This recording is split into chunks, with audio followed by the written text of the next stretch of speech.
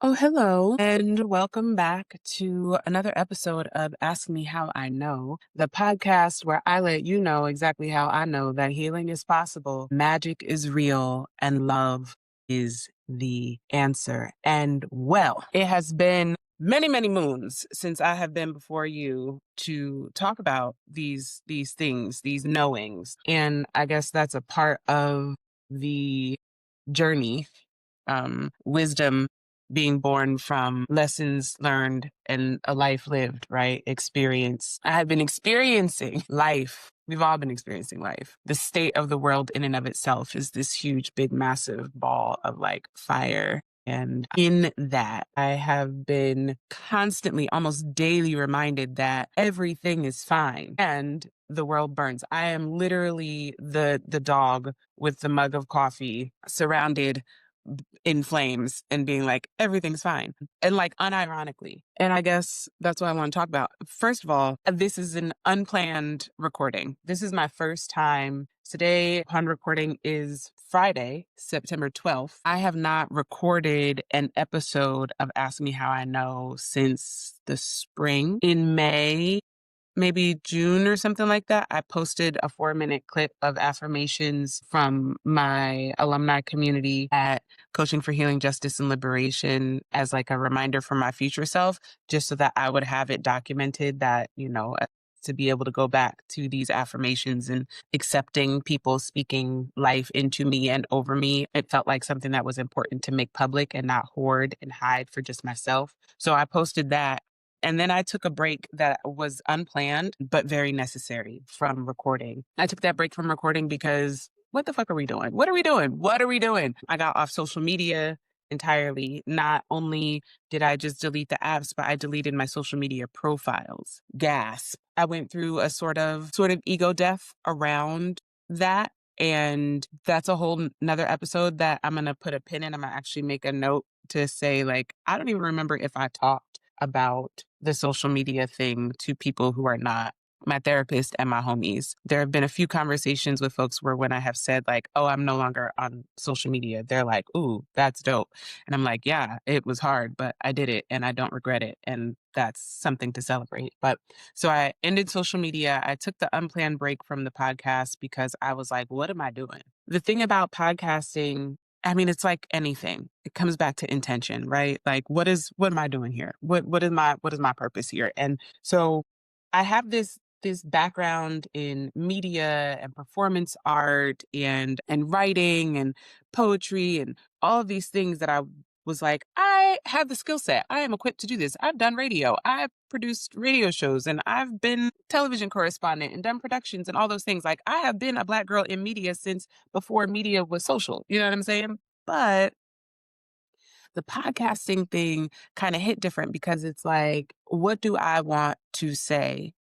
And what do I have to offer that is a value add to the real lives of the folks that I want to reach? And how can I be consistent in doing that? How can I maintain the capacity to be able to share something that I feel like is of quality? So I was putting a lot of effort into the production element of like, setting up the lighting in my office. By the time I would get ready to get situated to record, it would be nighttime. So it's like after a full day of work, in the middle of the evening, I'm like setting up lights and camera angles and microphones and putting on headphones and all this stuff. And then I have to record for an hour to an hour and a half and then spend an hour to an hour and a half going through edits, if not longer than that, edits, and then preparing it for YouTube, and then, doing title cards and subtitles and scheduling episodes and tracking and all that stuff.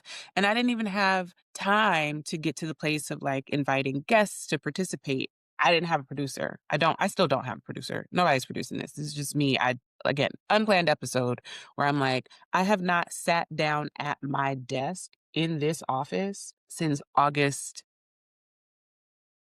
7th. Yeah, since August 7th. That was the last time I've been here. And I'm going to tell you why in a minute. But so I have been on a war tour with Muhammad, my man. You know what I'm saying? Like in each and every city with a mic in my hand. It's been crazy. Not really with a microphone in my hand, but literally doing some like deep generational and familial healing and caregiving and support and traveling and all of those things. So that was unplanned. Life has been lifing. And I feel like the summer just got like somebody snatched the rug out from under me in May. And then I've just been like in a tumbling free fall through the stratosphere ever since then. So who had time to like produce a podcast? And because I was off social media, I was like, where am I going to advertise it? Like, where am I going to promote the fact that there is another podcast, except for to my little, love you so much, my little baby group of current subscribers and listeners. So I apologize that I have left y'all hanging, but also I am sorry because I was living. I had to go live and experience some things so I could come back and be like, here's what I found. That is very much a part of my human design. It is who I am. I am a projector in human design. If you are into HD, I have a 3-5 profile, which is the martyr and heretic, meaning I have to learn via trial and error. And then it is my duty to come back and tell you what I've been through and how I know what I know, which has everything to do with why I have this podcast, Ask Me How I Know, because it feels like it is essential to my core value of integrity for me to only speak based off what I know and to take accountability for the fact that I could never know how much I don't know. And I only know what I do know, right? And I don't know what I don't know. So, but we're all processing all the time. I'm processing right now. I'm literally buffering as I go through this off the top of my head, motivated by a cup of very strong pour over coffee and the fact that my 10:30 discovery call this morning, which was my first appointment back in the office, had a scheduling lapse and missed the email and it was a no call, no show. So I was sitting here with a little bit of a light face on, only moderately puffy, and said, let me go ahead and press record on Riverside down to the app and see whether or not I get some content that would be good for my YouTube channel. Because that I did not delete. So that's the introduction and maybe a little bit of an explanation about where I've been, a little bit of an explanation. So the first note that I took was on my social media exit. And the second note I took on the where I've been since August, what the last month of my life has been. And I'm going to try to get through both of those things in a sensible amount of time because I have heard that the younger generation of y'all do not like it when we, talk, which is crazy to me because, like, isn't that what we're on YouTube for? Isn't that why we here? So that, we can have a conversation. I mean, it's rather one-sided, but I know that sometimes I'll put up a YouTube video in the house on the screen while I'm cleaning or whatever and literally be engaging in the podcast or the discussion with some of my faves while I'm doing life. And it's an honor to consider, to imagine that I might hold that place for you. And sometimes it takes longer than 27 seconds to say what I gotta say and make it of substance. So this is definitely a call to your highest self's attention span, the attention span of your highest self to say, give me some time. I'm out here being a human being and I appreciate being in community and conversation with you. Thank you for your attention and your grace and your presence. So social media, I had to get off it. I did. And I've been gone. I think I've been off social media since April. I want to say maybe April is when I deleted my accounts. So social media, meaning Threads, Instagram, and TikTok. Also, my Facebook page still exists. It is still there. I couldn't completely untie myself from Meta because of some obligations for accounts that I manage for my org. So I still have Ebony Isis Booth Facebook page that I don't use. I don't be on Facebook. I hadn't been on Facebook for a long time before that. So that still does exist so that folks can find me. I exist on LinkedIn so that, folks don't think I'm like, a bot or whatever, like I'm not a real person, but I don't really engage on those platforms at all. And I kept my YouTube channel because I was like, well, it's YouTube. Ain't nobody really over here. I have like 60 subscribers or something like that at the moment. So I'm not really pressed about spending an inordinate amount of time in the the comparative rabbit hole of doom scrolling and self loathing that was happening on the apps. That shit was not good for my mental health. And the challenge that I gave myself in deleting my accounts, not just the apps, because I've challenged myself many times for, oh, I deleted the apps from my phone and I only check online. And I had all these different like parameters and rules and hoops that I was jumping through to prove to myself to create some kind of boundary to prove to myself that I was not being controlled by the metasphere. And that was all kind of an illusion. And what I realized is that I had curated an identity. I had done the thing that I said that I didn't do, or was also like quietly comparing myself to other people who very boldly are influencers and had created identities where I was like, oh, I don't do that. But I was totally doing that. Like, it's very carefully curated. Like, I post what I want to post. This is my page. And I think that we should try to maintain as much of that agency as possible. But it got to a point where I was kind of like, mm, I'm not growing. I need another strategy. What are my views looking like? And da da da da da. And I'm like capped at 3,000 followers. And do I want more? And then I was like, oh, I don't want to engage with more than this many people. Actually, I don't want to engage with nobody. If I was on here engaging in order to increase my engagement and visibility, I would never get anything done. And also, just this much engagement with the homies and posting for the sake of like the potential new coach partner or whatever is draining my soul. I don't, I don't want it. I don't want it. So I needed to test myself to say, I still exist without a social media account. Shocker. I am still a very real person. I am a real person. I am a whole ass human being. I am somebody's daughter, sister, auntie, homegirl, good friend, coach, colleague, employee without social media. And let me just kind of see what that feels like for a minute. And it was great. It was great. It's been great. I am back. I don't really have, sometimes I think about like, oh, if I were to go return to social media, what would be my strategy? And I'm like, if that's the kind of language that I'm using, then I don't know that I'm ready to return. And I can't say for certain that I will ever. We don't know. I'm going to see what this YouTube thing is hitting for when I feel like it. And, c'est la vie. I also feel like perhaps at this 44th year of solar returns that I am about to celebrate, perhaps I've aged out of the demographic where I care enough to be trying to have a social media strategy. I ain't gonna hold you, but that's the real tea is like, oh, I don't even know that that's a thing that I'm gonna do. I don't know.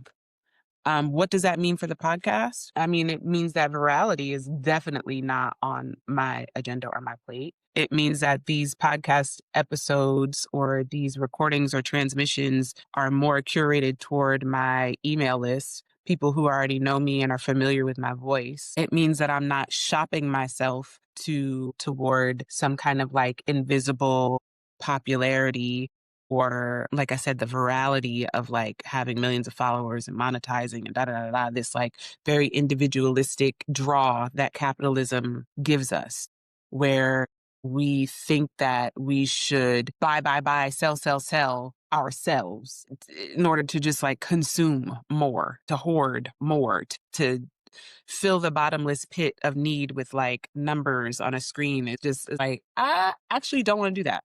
I don't want to do that at all. I do want to talk to y'all. I want to be in authentic conversation and connection with you. I want to ask questions. I want to experience curiosity and companionship and community. I want to build. I want to dream together. I want to be a visionary in practice. I want Black girl magic to continue to be my praxis on how I exist in this life and in the world. And for that, that's what I got. I think now that I'm saying this out loud, I'm forming this idea of like, oh, record the episode, put it up, put the link inside an email or as a Substack post, and then share it there with the people who are already, at least willing to see your name pop up in their inboxes. And I'm like, oh, damn, I really have been hustling backwards. And I think that that's because I was hustling. And since I don't have a hustle to sell you because I've been able to get some clarity and distance from the metaverse, yeah, this just feels more real, like me, just me. And that feels like it's enough. So here we are. Welcome to it. Where I've been at, where I've been at for the past month, I had in my journey of self discovery, through this journey of discovery. Mm. I'm finding you, I'm finding me. Shout out to Half and Half. I've been really deep in my healing of familial and ancestral bonds and relationships with intention. And then sometimes I was not intending I wasn't even trying. And Spirit said, get your behind, go get in that tub, girl. Go cover your head, put on that white, light that candle, pour that water. You got to go talk to your folks. You got to get down to the altar, get down to the table, get down to the white table, actually. You're going to have to speak them prayers out loud, my good sis. You need, you're going to have to say them things out loud. You're going to have to cry sometime. You're going to have to, I had to like do the thing instead of talking about the thing and performing the thing to prepare myself to show somebody what I did. You know what I mean? It was I'm talking about the real deal ancestral veneration, spiritual connection, the discernment, the unconditional love of practicing, choosing forgiveness, choosing love, choosing service, choosing to show up and be present in service to the needs of my loved ones, specifically my father and my mother, and thereby healing my bonds in relationships with my siblings has been wild. And I'm so deeply grateful for it. I'm so grateful. Like, I want to say, so on where do I even begin? On August 8th, I traveled to Denver, Colorado to be with my brother and his partner for a baby shower to celebrate the birth of their first child. And I had a lot of mixed feelings about the whole situation, the baby. And actually that was what I realized, is that my relationship to birth and infants, there is some pain points there. There's some pain points there because of my own pregnancy loss. Also my own process with my healing following my hysterectomy, my perimenopause, my nibblings being big grown, rusty teenagers into grown ass adults, like all of those things. And so I kind of had set my brain up to think beyond the scope of infants. And I remember during COVID being like, starved for wanting to like cuddle a baby. I was like, oh my God, if I knew that the last baby that I had cuddled before COVID was the last baby that I was going to cuddle, I would have cuddled that baby harder, right? I just would have sniffed the baby's neck just a little bit harder and held on and squeezed the little cheeks and done all that stuff. But because of the grief and the processing and the healing and all that, I had kind of like moved outside of the purview of even having to consider being in close relationship with an infant. I was like, ain't nobody around me having no babies no time soon. And so I had a wall that I did not know was there. And when I found out that they were expecting, I was like, ooh, how do I wrap myself around, how do I embrace this? I was awkward in my shoulders, in my spirit, in my body, and how to embrace this with joy. And love and acceptance and excitement and blessings and of all of those things. And honestly, I got to tell you, like, my fun oshun, because if it were not, I needed to be reminded that as a daughter of Oshun, this relationship to motherhood, to birth, to babies, to bringing fresh, cool water to the flow, to the river, to the abundance of life and nurturance and all good things that are sweet, like new babies being born into the community. I had to like, I had to get back in my spiritual bag to be able to access that, to be reminded that, oh, wait, no, this is a part of my transformation since having been made to Oshun. And I get to choose to show up in that spirit, guided by my angel guardian. And there is healing here. There is healing in this water. And so I went. And when I tell you that there was so much healing happening, like in the connections of like, my cousin bringing my niece down and us being together as a family, being there to support my brother and our tight family nucleus, that was a beautiful thing. And while that was happening, literally at the same time, my father suffered a heart attack the same day, the night that I got to Denver. My dad experienced a heart attack and had to go to the emergency room in Maryland. My mother and I, our whole family unit is together in Denver. My dad didn't go because he was about to go back to work to start the school year, and he had a heart attack the Friday night that I landed in Denver, and the baby shower was on Saturday morning. So at the same time that we're experiencing this beauty, and I'm standing in the gratitude of us being together, at least while this is happening, we had all just come together for this to happen, and then we had to pick up and leave and go be with my dad the next day. But first had to be there. We were there on Saturday trying to figure things out, and then realized on Sunday,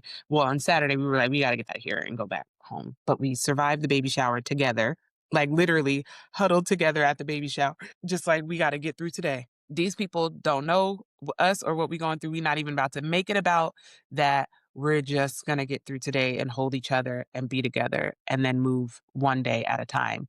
Um, from that point on, it was like harrowing, heavy shit that was taking place with like my dad's condition. It was so severe that he ended up needing to be flown via helicopter from Maryland to DC, from like northwestern Maryland to DC, like 60 miles down to Washington, DC, to be treated with open heart surgery where he had a quadruple bypass. The next day, he needed to go back into surgery to correct some bleeding. Then it was the very tender and severe, intense recovery process that was happening. But like, even before that happened, like I had just flown to Denver, had to leave the next day, Sunday, fly back to Charlotte, get in my car in Charlotte on Sunday, or land in Charlotte on Sunday night, first thing Monday morning, get up and drive to Washington, DC to be there for my dad and my mom, to get my mom, and then, or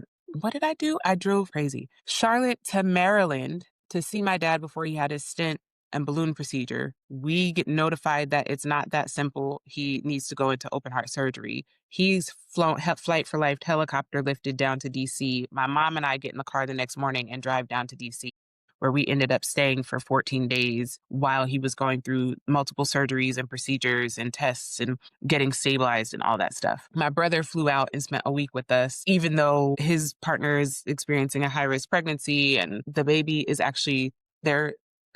The baby is being induced today. Maybe that's another reason why I'm recording, because I want to document that all of this shit has been happening. It's been like life has been lifing. The baby is coming today, September 12th. They went in to be induced last night, and little homie said, nobody told me I was supposed to come today. I told y'all when I was coming, and now you try to change it up on me. So I'm gonna give you this cute little 1 centimeter a dilation 18 hours later, and don't place no bets on when my birthday is about to be. Okay. He is tucked. Okay. Little boy is just like, I'm not going nowhere. And we love it. We're here for it. It's just like blessings on blessings on blessings amid like holy shit level crisis and family stuff. And you just kind of have to find the beauty in it to not go crazy, because like there's a couple of ways that I could have went about this. And I am very proud of myself and shocked, and I count it all joy. You know what I mean? One of the things that I've learned, and I am I'm an active practice of, is being extremely intentional and working very hard to be present, to the moment, to be grounded in myself and in the moment, to just be present, to be still, to listen, to observe. For a long time, I coped with high stress situations by disassociating. I would literally feel myself leave my body and kind of hover above and have a version of myself that would be controlling all the pieces of a puzzle and orchestrating and organizing on my behalf. This protector energy that goes into a high functioning overseer, control freak, structured savior. that wants everybody to be fine, shut shit down, do this, do that, the other. And it would leave my version of me kind of present as like a little automatron of like a very, robotic, going through the motions, kind of glassed over, not really present version of myself that was seemingly had it all together. And oh, you're so strong and you can do, da, da, da, you're so capable. But what was happening is like, I couldn't remember. I didn't have like access or agency in the doing. And I would lose myself or lose my memory of these major events because they were just coded as like traumatic instances where I had to like step in and save the day and step in and figure it out. Or and this version of me functioned in like a lot of my performances, my event curation. Anytime I had like a big, huge thing to do, I would let that version of me step in and kind of take over and drive the show. But that wasn't the most authentic representation or version of me. So in calling myself back to me and stepping into self leadership where I'm able to show up from a place of calmness and curiosity about what is actually happening with and to and around and within me, where I'm able to have compassion for myself and I'm not so critical or judging myself for how it looks or how other people might be thinking or feeling about me. When I really got into the practice in my healing journey of that level of self leadership and self guidance, I had more capacity to be present in community, to really be more deeply connected with people from a place of like being open. You know what I mean? It shifted something. It shifted everything. It shifted everything. And I have been cultivating that level of presence with intention for the past several years. And it's not to say that that was preparing me for what would happen when my father had called me and said that he couldn't breathe and his was having chest pains and was by himself in a parking lot at his condo, at my parents' condo in 1,600 miles away from me at 1 o'clock in the morning. I don't think I was not conscious that it was preparing me for that, but it was an invitation and an opportunity for me to drop into my body, like to not hover above and to be on autopilot and just go through the motions and to try to be all things to all people. I literally needed to like drop into myself and plant my feet and remember my breath and to listen and to be aware and to ask questions and to be curious and to be thoughtful and to be intentional. Like all of the things that I have been practicing, all of those new skills and tools came in handy. And that's how I got through what I would have to go through. One of the biggest and most important things that I've learned over the past, I mean, there were several procedures. There was a flight for life helicopter ride. There was a stenting. There was a bypass. There was an emergency surgery right out of the ICU. There was extended stays in the ICU. There was an extended hospital stay. There was mystery bleeding and there was, lung fluid buildup. There has been distance and travel and Airbnb accommodations and being in a very expensive city, managing managing two households across 3 states with siblings across the country and family members and relatives. And just all of that has been up and stuck since August 8th. But I count it all joy. I learned to live my life as if all prayers are already answered. And even when it got scary and I had breakdowns and I was pressed and stressed and not sleeping, and it was still all right because something else was inside me in a way that fortified me from the inside out, as opposed to hovering above and like controlling me like a puppet. It was like an internal rod in my backbone, an assurance, a clarity of my ori that like, this is not a situation that you don't even try to control it. Like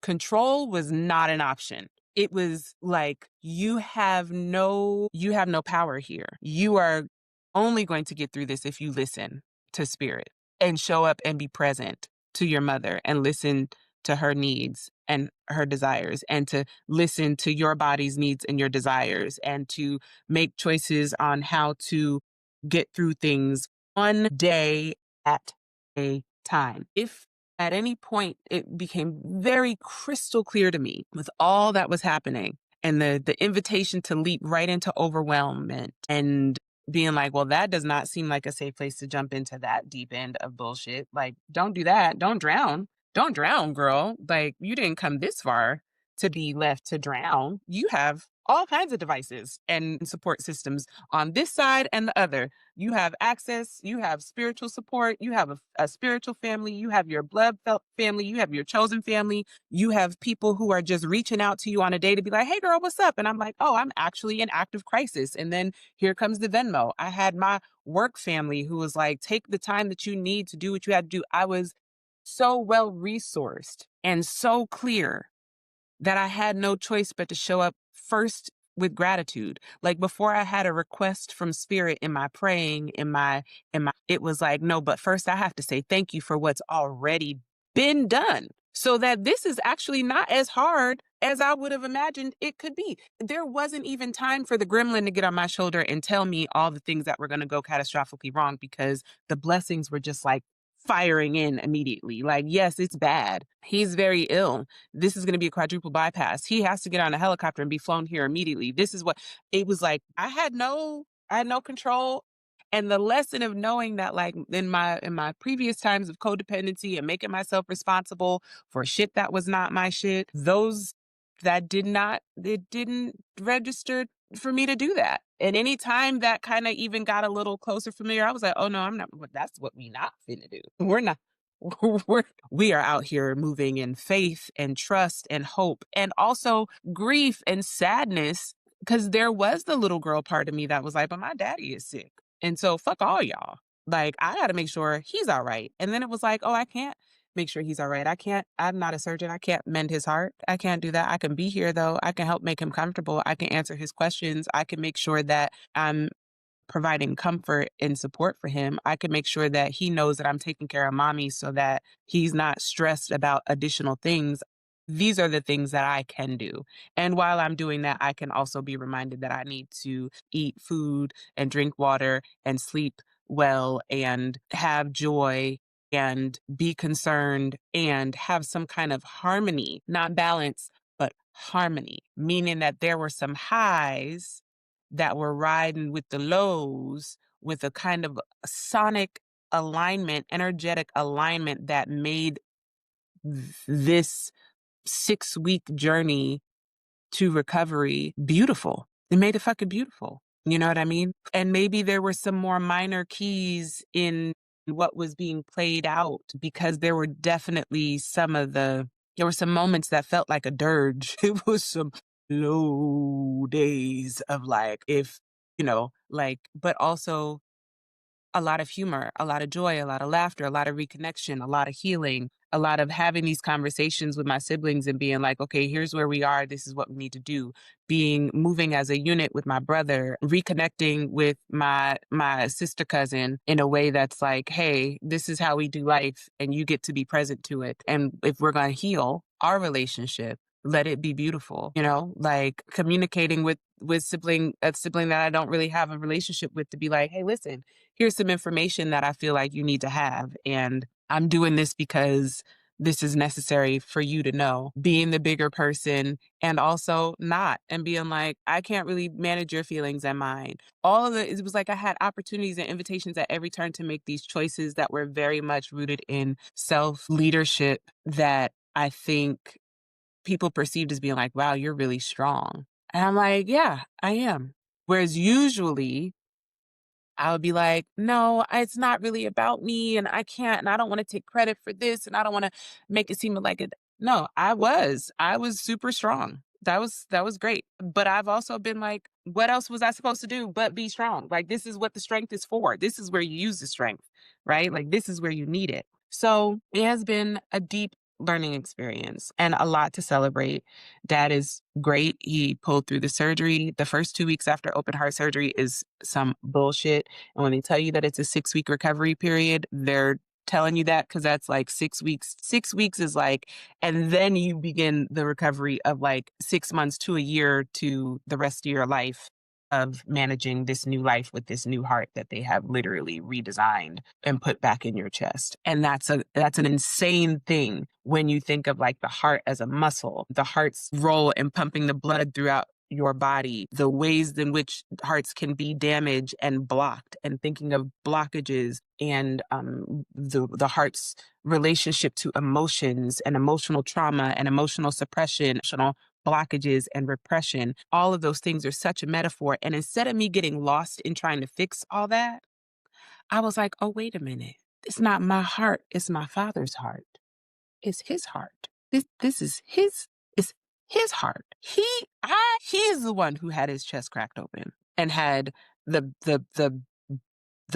pathways of his circuitry, cardiovascular circuitry, rewired to create new pathways for blood to flow through his body, through his heart chakra, through his emotional epicenter. I have no control. What I can do is be honored to be witness, to be like, wow, what a beautiful, what a miracle, what a joy. Like, we give thanks. What blessings. Like, that's truly beautiful to be able to witness my parents love each other and care for one another in their aging. That's a gift. That's a blessing. That's something to be grateful for.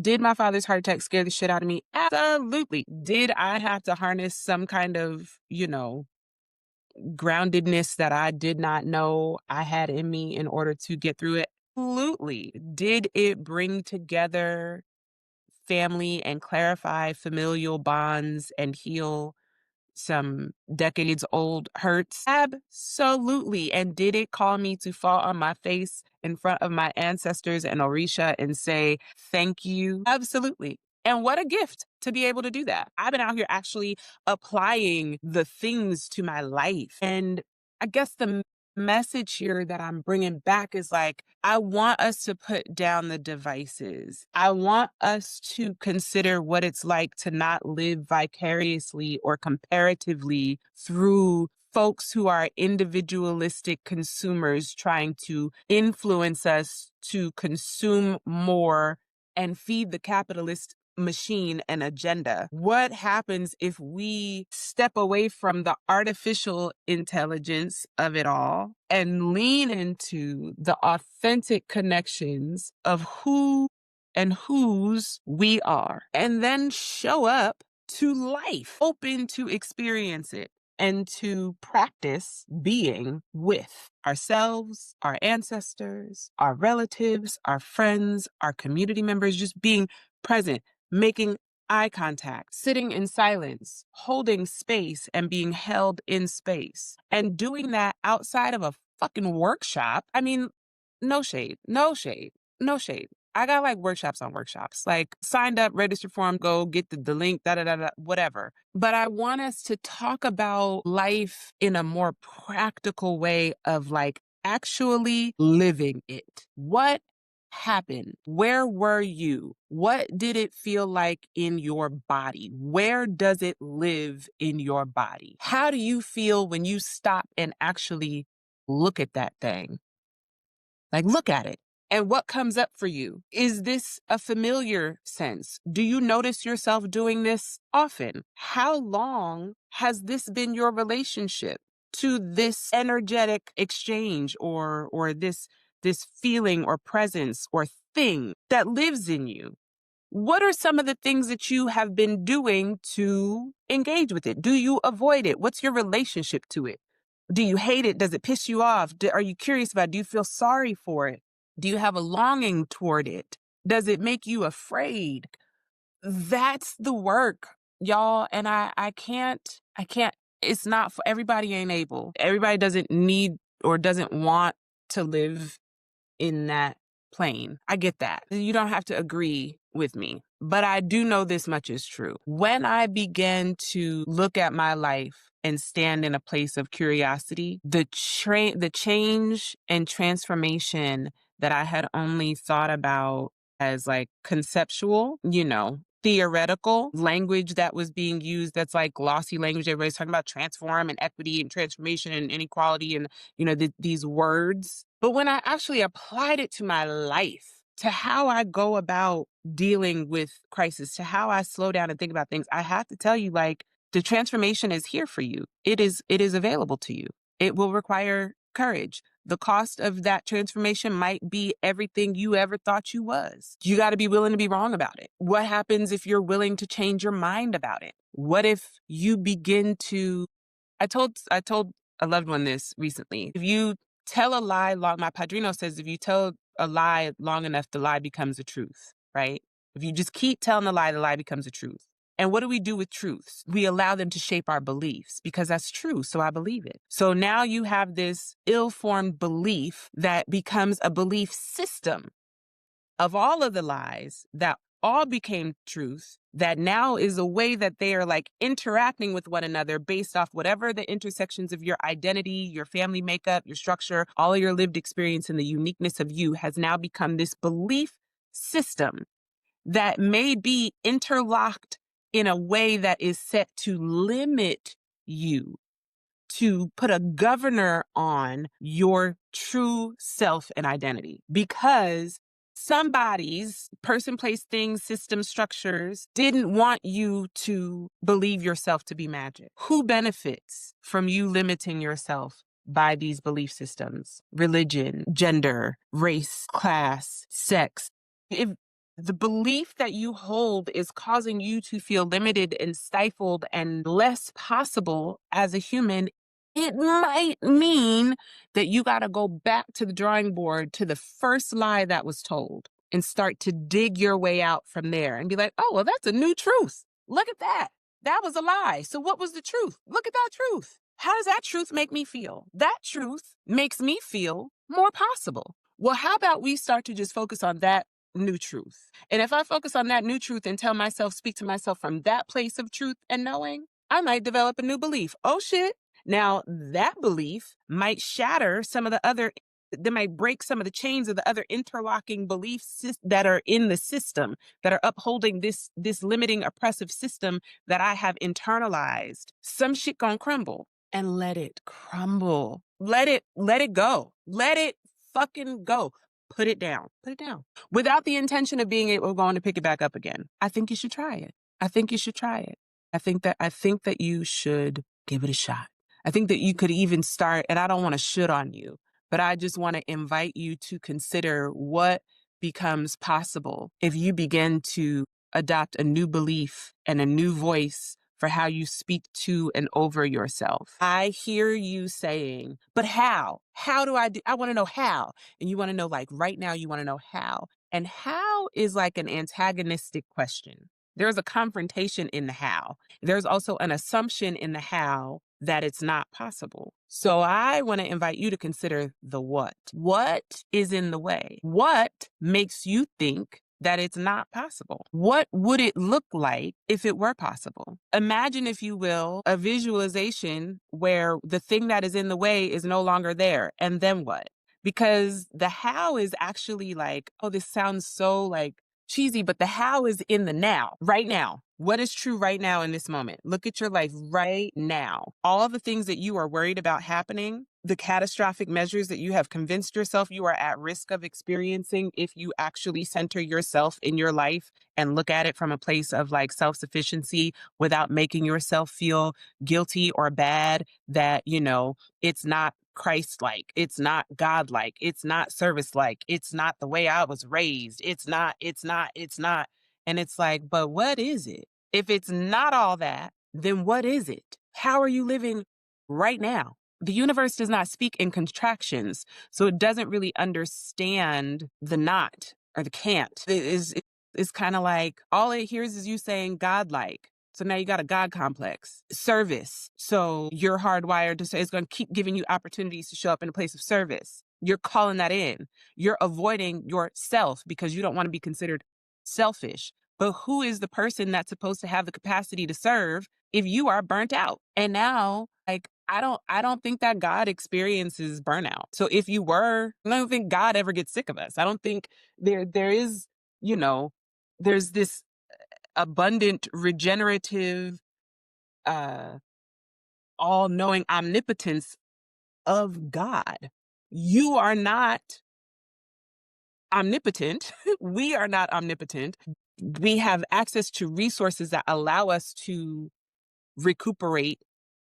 We have regenerative organs. You know what I mean? We are capable of doing that, but we have to take care of ourselves. We have to nourish and nurture ourselves using the resources that God has made available to us on this earth, on this planet, in order for us to be able to show up, which means that you have to hydrate and nourish your nervous system and breathe deeply and move your body and sing songs and paint. Like God gave us the toolbox in order to access that. But we're so, what am I trying to say? I feel like we're so keen on wanting to be God. Okay, balloons. So did I give you a celebration? We're so keen on wanting to be God that we don't give ourselves opportunities to experience and to be with God. And sometimes the quietude of our trials and tribulations, the 3 a.m. boohoo crying breakdowns, the quiet time sitting at the altar, the spiritual baths, the presence, the silence, the stillness of staring into the candle or gazing into the water and really just being with is when you can hear. That's when you get your instruction. But we just can't shut off our brains to be, I can't meditate. I can't be quiet. I can't sit still that long. I can't deal with quiet. I can't. What if you could? What if you could? What if you did? What if you did? Then what might be possible? What if you did sit silently? What if you do sit quietly? What do you think is going to happen if you try? When you say you can't, like, what do you think is going to happen? You know, sitting still in ceremony or being still in nature or setting a ritual to drink water and sit quietly or whatever is like somebody asked you to run a marathon, and some of y'all would rather go run a marathon than sit quietly and be like, oh no, that's my fair. That's my fair. Okay, girl. That's beautiful too. And what would happen if you sat still and made it a practice? I tried meditating. I tried to meditate and it just wasn't for me. I tried to meditate with that. And it's like, just sit your ass down someplace. You know, I talk about the somatic love notes from the ancestors all the time, where the things that my grandmama Nim said to me, and sometimes what they say to me and what they whisper to me, and what I sense in my knowing of the stillness and the quietude. Drink some water. They weren't telling you to drink water for punishment. They were telling you to drink water because you need to drink water to stay alive. Because you were thirsty and it's hot and you sweaty and smell like a puppy. You need to drink some water. That's what you need. Go sit yourself down someplace and rest. Maybe you were running around being rambunctious and getting on their nerves, but they also said, sit down. Get yourself somewhere and sit down. Shout out to Shauna Woods. You know what I mean? Like, sit down. Breathe. You screaming, hollering, crying, doing all this fussing. Breathe. Rest your eyes. Grandmama, you sleep? No, I'm just resting my eyes. Relax. Like, it's not, I don't know. I think sometimes we overcomplicate things because we're in the rat race, the comparative rabbit hole, the gauntlet of capitalism and racing toward excess and success and status and accomplishment and achievement and goals. And we forget that it's less about the how and more about the now. Like, what does your life look like right now? Where did the idea come from? What does that look like? What in your life is evidence of God's grace and blessings? What do you have to be grateful for in this exact moment? And how can you live in appreciation of what you have right now so that you can move from a place of like expansion as opposed to attainment? So it's like you become more of yourself and take up more space around this energy of service and love and compassion and spiritual groundedness and celebration. And you just become like a brighter light that emanates farther and wider and brighter, as opposed to thinking that you got to snatch and grab and getting more. And okay, colonizer. I watched a movie on Hulu called The New Boy with Kate Blanchett about Aboriginal settler colonization through the church, and okay, if OK Colonizer was a main character, Sister Elaine was on that bullshit. and literally tamps out the light, the innate magic of an indigenous young man boy and steals God from him. And in a very nonverbal and intentional, beautiful, loving, childlike way, this baby, this young boy is trying to show her that he is God, that he is God, that God is in him, that he has the gift of resurrection and the making of light and the power to heal and compassion and Christ like love and a desire to care for. And she refuses to see it. Whiteness and her own jig and her own bullshit won't let her see it. And eventually she tamps out his light and steals God from him. Y'all, oof, you should watch that movie, The New Boy. It's on Hulu. So don't let nobody steal God from you. Reclaim your light. Understand that there is magic there in the ancestry, in the veneration of your ancestors, in the love of yourself, the nourishment of your body, the cultivation of presence, the connection to your community and your people. Re engaging one on one with humans is an invitation for a way for you to be so grounded and have your feet firmly planted on the earth that has been provided for you, that is underneath you, for you to expand, for you to lay down roots, for you to plant yourself and nourish the environment around you so that you can get from survival to thriving. Like you do not have to identify as the rose that grew from concrete. You can take up the bush and lay down some roots in fertile soil and water that thing. You know what I mean? This is, just some invitations, some things that I guess have been on my heart as I have been going and growing and being present. But, we're celebrating. Pops is good. Pops is okay. He had to go back to the hospital, find some things, get some additional blood work done. He's good. He is just about a month post-op. There's a lot of healing ahead of us as a family. Baby boy is the little nugget, newest surprise addition to the family, is being coaxed out of the womb today. So there is much to celebrate, and I'm happy to acknowledge all of it. I hope that this impromptu session and episode of Ask Me How I Know lands with you in a place that is resonant and makes you feel more possible. I hope that you feel the sincerity and the honesty in my sharing of my personal experience and my journey with you. I try not to tell all my business, but I also feel like there's much to celebrate and to be grateful for in the telling of this part of my business, and my story, and a great way for kind of like a video journal documenting of what it is that has been going on with me. So I would love it if you would like, comment, and subscribe. Subscribe to my channel. Like the video if you liked it. Comment on the video if you want to comment on it. Subscribe to my Substack at Ebony Imago. And, you can go to my website, ebonyisisbooth.com. It's still there. Tweaking the website and adding some additions. I was on track to have a whole new web launch happen in September. And then August, the rug got flipped and I went and have been like, not I just got back to my desk today. So I haven't even looked at my website and been on Squarespace in over a month. So, it is what it is, but it's the fourth quarter of 2025 according to them people and their calendar. And so we have a couple of months left to the end of the year. We're easing into the autumn months. This new season is my favorite season. It's my birthday season. It's Libra season. Okay. I'm 44 into celebrating my birthdays.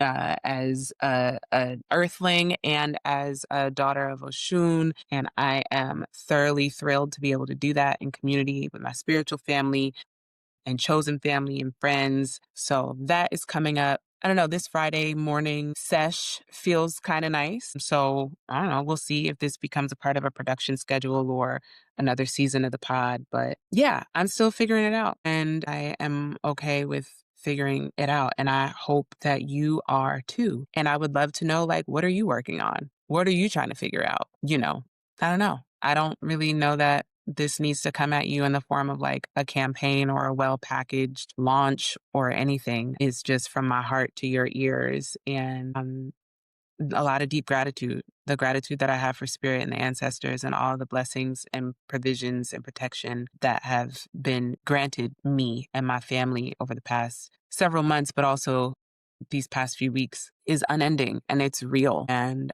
I want to share that with you in hopes that it inspires you to keep going through, keep moving through whatever you're going through, and to do so with a staunch commitment to be present to your own life. It is difficult, yes, but you are worth it. And yeah, you're worth it. You're priceless indeed. So I love you deep. Thank you for your time. Thank you for your attention. Thank you for your attention to this matter. I will go eat some leftover sketties and get on about my Friday. But take good care. Okay, I love you. Bye.